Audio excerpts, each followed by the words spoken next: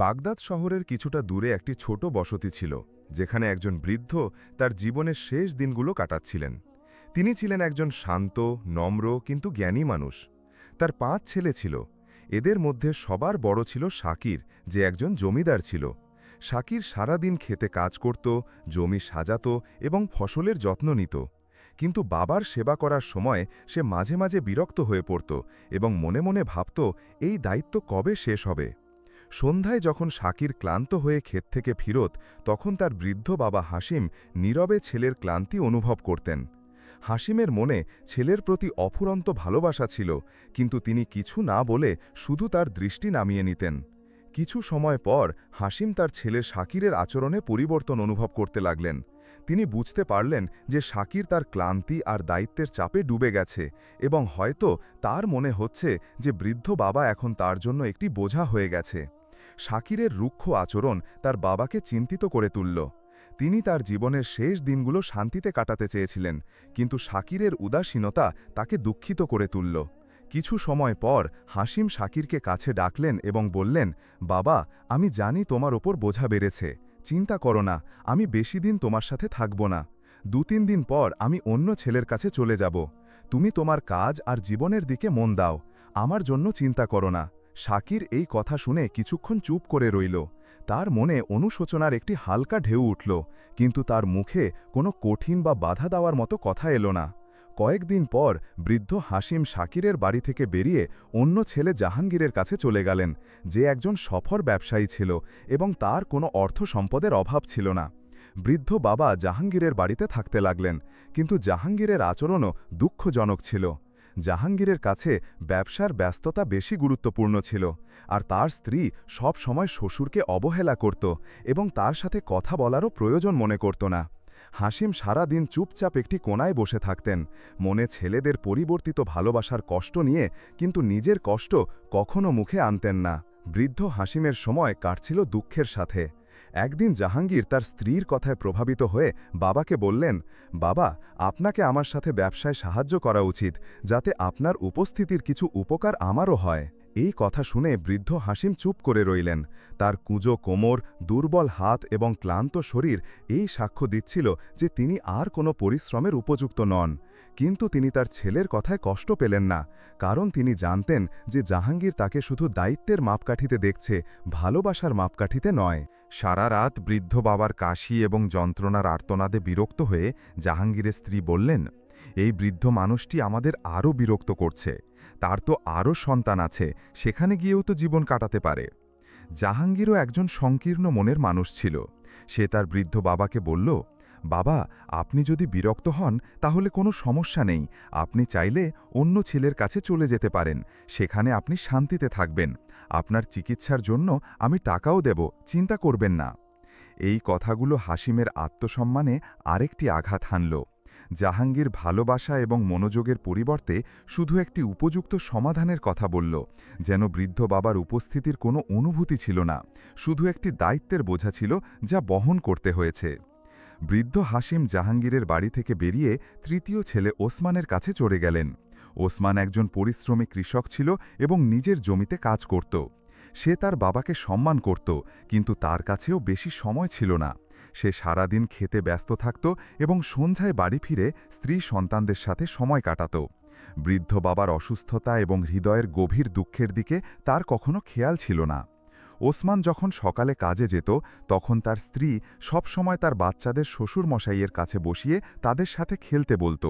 বৃদ্ধ হাসিম, যিনি রোগ এবং দুর্বলতায় কাঁপছিলেন, এই দৃশ্য দেখে মনে ভীষণ দুঃখ পেতেন। ওসমানের বাড়িতে বাবার অবস্থা আরও খারাপ হতে লাগল এবং অবশেষে তিনি সেখান থেকেও চলে গেলেন। এবার তিনি চতুর্থ ছেলে কামালের কাছে যাওয়ার সিদ্ধান্ত নিলেন। কামাল একজন প্রতারক এবং লোভী মানুষ ছিল। সে তার বাবাকে স্বাগত জানাতে খুব খুশি ছিল। কামালের এই আনন্দ শুধু লোভের কারণে ছিল, বাবার প্রতি ভালোবাসার জন্য নয়। কামাল তার বাবাকে সম্মান করত এবং বলল, বাবা, আপনার এখানে থাকতে কোনো কষ্ট হবে না। সময়ের সাথে সাথে কামাল যখন জানতে পারল যে বৃদ্ধ বাবার কোনো ধন সম্পদ নেই, তখন সেও বাবাকে অবহেলা করতে শুরু করল। কামালের স্ত্রী শ্বশুরকে একটি বোঝা মনে করে তার কোনো সেবা করত না, বরং উল্টো কষ্ট দিত। সে সবসময় অভিযোগ করত এবং বৃদ্ধকে তার কাজে বাধা মনে করত। কিন্তু স্ত্রীর কি দোষ যখন তার নিজের ছেলেই মুখ ফিরিয়ে নিয়েছে? কামালও তার ব্যবসার কাজে এতটাই মগ্ন ছিল যে তার বাবার অবস্থার দিকে কোনো মনোযোগ দিত না। এই সময়ে বৃদ্ধের স্বাস্থ্য এবং শারীরিক অবস্থা দ্রুত খারাপ হতে লাগল। অবশেষে একদিন কামালও জবাব দিয়ে দিল এবং বলল, বাবা, আপনি এখানে থাকতে পারবেন না। আমার কাছে এত সময় নেই যে আমি সারাক্ষণ আপনাকে দেখব। আপনাকে অন্য কোথাও যেতে হবে। এই নিষ্ঠুর কথা শুনে বৃদ্ধ হাসিম হতাশ হয়ে শেষ ছেলের রাশেদের কাছে যাওয়ার সিদ্ধান্ত নিলেন। রাশেদ ছিল হাসিমের সবচেয়ে ছোট এবং কনিষ্ঠ ছেলে, যে একজন গরিব এবং পরিশ্রমী মানুষ ছিল। দৈনিক মজুরি খাটিয়ে যে টাকা সে রোজগার করত, সেই টাকা দিয়ে সে তার বাবার জন্য ওষুধ কিনত এবং নিজের সংসার চালানোর চেষ্টা করত। তার স্ত্রীও খুব সৎ ছিল। সে তার শ্বশুরের মন থেকে যত্ন নিত। সে তার রোগ এবং বৃদ্ধাবস্থা বুঝতে পারত এবং সবসময় মা বাবার মতো তাদের সেবা করত। বৃদ্ধ হাসিম যখন রাশেদ এবং তার স্ত্রীর ভালোবাসা ও সম্মান দেখলেন, তখন মনে মনে খুশি হলেন এবং অনেক দোয়া করলেন। সময় কেটে যেতে লাগল এবং হাসিম তার ছোট ছেলের বাড়িতে সুখে জীবন কাটাতে লাগলেন। তার জীবনে শান্তি এবং ভালোবাসা ফিরে এলো এবং তিনি এই জন্য কৃতজ্ঞ ছিলেন যে অবশেষে তিনি সেই সম্মান পেলেন যার তিনি সব সময় যোগ্য ছিলেন। অবশেষে হাসিমের শেষ সময় চলে এলো এবং তিনি গুরুতর অসুস্থ হয়ে পড়লেন। রাশেদ তার বাবার অবস্থা দেখে খুব দুঃখিত হতো এবং প্রায়ই কাঁদত, কারণ সে তার বাবাকে বোঝা মনে করত না, বরং সত্যিকারের অর্থে বাবার মর্যাদায় দেখত। তার হৃদয়ে বাবার প্রতি সম্মান এবং ভালোবাসার সমুদ্র ছিল এবং সে সম্ভাব্য সব চেষ্টা করত যাতে তার বাবার সেবায় কোনো কমতি না থাকে। রাশেদের অশ্রু এবং তার চিন্তা বাবার জীবনের শেষ দিনগুলোতে তার জন্য একটি সান্ত্বনা এবং শান্তির কারণ হয়েছিল। হাসিম রাশেদের ভালোবাসা দেখে তাকে কাছে ডাকলেন এবং দুর্বল কণ্ঠে বললেন, বাবা, আমার শেষ দিনগুলো কাছে। আমার নিঃশ্বাস এখন গণনা করা যাচ্ছে, কিন্তু আল্লাহ তোমাকে সবসময় খুশি এবং সমৃদ্ধ রাখুক, যেভাবে তুমি আমার সেবা করেছ এবং আমার মন জয় করেছ। রাশেদ দুঃখভরা কণ্ঠে জবাব দিল, বাবা, আল্লাহ যেন না চান যে আপনি আমাদের ছেড়ে চলে যান। আপনাকে ছাড়া আমরা কিভাবে বাঁচব? হাসিম হেসে বললেন, বাবা, এটি তো সত্যের পথ। সব কিছুকে শেষ হতে হবে। আমাকেও আমার সত্যিকারের স্রষ্টার কাছে যেতে হবে। রাশেদ দুঃখিত কণ্ঠে বলল, বাবা, আপনি কি আমার ওপর খুশি? আমি সেই সেবা করতে পারিনি যার আপনি যোগ্য ছিলেন। আমার স্ত্রীও অল্পবুদ্ধি সম্পন্ন, কিন্তু যদি আপনার মনে কোনো অভিযোগ থাকে তবে অবশ্যই আমাদের জানান এবং আপনার কষ্ট হালকা করুন। হাসিম একটি গভীর শ্বাস নিলেন এবং রাশেদকে বললেন, বাবা, একটি শেষ কথা আছে যা আমি তোমাকে বলতে চাই এবং এটি একটি বড় আমানত। আমি আমার জীবনে তোমাদের 5 ছেলেরই পরীক্ষা নিয়েছি, কিন্তু এই পরীক্ষায় শুধু তুমিই সফল হয়েছ। বাবা, আমার মৃত্যুর পর তুমি বাগদাদের অমুক গলিতে জাবির নামের এক বৃদ্ধ মানুষের কাছে যাবে।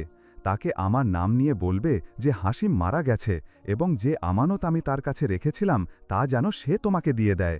হাসিম রাশেদের কাঁধে হাত রেখে বললেন, যে আমানত সে দেবে তা তোমার জন্য। এটি দিয়ে তুমি তোমার স্ত্রী সন্তানদের জীবন উন্নত করবে। এটি আমার তোমার জন্য শেষ উপহার হবে। আর মনে রাখবে, বাকি ভাইদের কিছু দিও না। এবং অবশেষে হাসিম এই পৃথিবী থেকে বিদায় নিলেন। হাসিমের মৃত্যুর শোক রাশেদের হৃদয়ে বজ্রপাতের মতো আঘাত করল। তার চোখ জলে ভরা ছিল এবং হৃদয়ে একটি অফুরন্ত শূন্যতা ছিল। তার স্ত্রীও তীব্র শোকে কাঁদতে লাগল, কারণ সে মন থেকে হাসিমের সেবা করেছিল এবং তাকে সম্মান করত। রাশেদ নিজেকে সামলে নিয়ে তার ভাইদের খবর দিল এবং তাদের জানাজায় অংশ নেওয়ার জন্য আমন্ত্রণ জানাল। যে ভাইরা একসময় তাদের বাবাকে বোঝা মনে করত, তারাও এখন জানাজায় অংশ নিল। রাশেদ, যে সবসময় সততা এবং ভালোবাসার প্রতিমূর্তি ছিল, ভাইদের বলল, বাবা আমাকে একটি আমানত দিয়ে গেছেন। আমি নিশ্চিত যে এটি কোনো মূল্যবান ধন হবে, কিন্তু এতে সব ভাইয়ের হক আছে, যদিও বাবা এটি শুধু আমার জন্য উইল করে গেছেন। ভাইরা, যাদের মনে কোথাও না কোথাও লোভ ছিল, সঙ্গে সঙ্গে বলল, রাশেদ, যাও এবং আমানত নিয়ে এসো। তারপর তা আমরা 5 ভাইয়ের মধ্যে ভাগ করে নেব, যাতে সবাই সমান অংশ পায়। রাশেদ ঠিক তেমনই করল, যেমনটি সে বলেছিল। সে বাগদাদ গিয়ে আমানত নিয়ে এলো। যখন সে বাক্সটি খুলল, তখন সে অবাক হয়ে গেল। বাক্সের মধ্যে বাগদাদের বিখ্যাত বাজারের অনেক মূল্যবান দোকানের কাগজপত্র, গহনা যা তার মায়ের ছিল এবং অনেক সোনার মুদ্রা ছিল। রাশেদ তার সততার প্রমাণ দিয়ে সব ভাইদের তাদের অংশ দিল এবং নিজে তার অংশে সন্তুষ্ট রইল। জীবন আবার বাবার ছায়া ছাড়া চলতে লাগল, কিন্তু সময় দ্রুত তার বাস্তবতা দেখিয়ে দিল। কয়েক মাস পর বড় ভাইদের মধ্যে একজন তার ব্যবসায় মারাত্মকভাবে জড়িয়ে পড়ল। দায়িত্বহীনতা এবং ভুল সিদ্ধান্তের কারণে সে ঋণের জালে ডুবে গেল। পরিস্থিতি এতটাই খারাপ হয়ে গেল যে তাকে তার বাড়িও বিক্রি করতে হলো। আরেক ভাই, যে একসময় বিলাসী জীবনযাপনে অভ্যস্ত ছিল, একদিন চুরির অভিযোগে ধরা পড়ল। বিচারক তাকে জেলে পাঠানোর নির্দেশ দিলেন এবং তার জীবনের সব সম্মান নষ্ট হয়ে গেল। বাকি ভাইরাও সোনা স্পর্শ করলে তা মাটি হয়ে যেত। এই সব ব্যর্থতার একটিই কারণ ছিল, বাবার অভিশাপ। অন্যদিকে রাশেদ তার কঠোর পরিশ্রম দিয়ে বাগদাদে ব্যবসা শুরু করল। সে কুফা থেকে ভালো মানের কাপড় কিনে বাগদাদের বাজারে বিক্রি করত এবং সময়ের সাথে সাথে অনেক লাভ করতে লাগল। তার সততা, বাবার দোয়া এবং অবিরাম পরিশ্রম তাকে উন্নতির পথে নিয়ে গেল। একসময় সে তার বাকি ভাইদের বিক্রি করা দোকানগুলো কিনতে শুরু করল এবং ধীরে ধীরে পুরো বাজারের একমাত্র মালিক হয়ে গেল। যে ভাইরা একসময় নিজেদের ধনী মনে করত, এখন সময়ের শিকার হয়ে রাশেদের দরজায় ভিক্ষা করতে আসত। রাশেদ, যে একজন দয়ালু এবং সহানুভূতিশীল মানুষ ছিল, তাদের সাহায্য করত এবং তাদের খালি হাতে ফিরিয়ে দিত না। তার এই আচরণ তার বাবার শেখানো নৈতিকতার প্রতিফলন ছিল। তারপর সেই দিন এলো যখন রাশেদ বাগদাদের উন্নত এলাকায় একটি বড় বাড়ি কিনল এবং তার স্ত্রী সন্তানদের সাথে একটি সুখী জীবনযাপন করতে লাগল। জীবনের এই মোড়েও সে তার বাবার দোয়া এবং শিক্ষাকে ভুলত না। সে প্রায়ই আকাশের দিকে তাকিয়ে বলতো, বাবা, আপনার দোয়া আমাকে বাগদাদের ধনী ব্যক্তি বানিয়ে দিয়েছে, কিন্তু আপনার ছায়ার অভাব আমাকে দুঃখিত করে। আল্লাহ আপনাকে জান্নাতে উচ্চ স্থান দান করুন। প্রিয় বন্ধুরা, এই গল্প থেকে আমরা ৩টি মূল্যবান শিক্ষা পাই। ১. পিতামাতার দায়িত্ব। তাদের সন্তানদের এমনভাবে গড়ে তোলা উচিত যাতে তারা ভবিষ্যতে শুধু তাদের অবলম্বনই না হয়, বরং জীবনের সমস্যাগুলো বুদ্ধি এবং ধৈর্যের সাথে মোকাবেলা করতে পারে। ২. সন্তানের দায়িত্ব। সন্তান হিসাবে পিতামাতাকে কখনোই বোঝা মনে করা উচিত নয়, কারণ সময়ের চাকা ঘোরে এবং কাল আপনিও সেই জায়গায় আসতে পারেন যেখানে পিতামাতা আপনার কাছ থেকে ভালোবাসা এবং মনোযোগের আশা করে। ৩. পিতামাতার প্রতি ভালোবাসা ও সম্মান। পিতামাতার সাথে ভালোবাসা, সম্মান এবং ভালো আচরণ করা শুধু আপনার ভবিষ্যৎকেই উজ্জ্বল করে না, বরং পরকালেও অগণিত পুরস্কারের কারণ হয়। পিতামাতা যেমনই হোক না কেন, তাদের সেবা করা সন্তানের কর্তব্য, কারণ তাদের দোয়াই আপনার জীবনের সবচেয়ে বড় সম্পদ।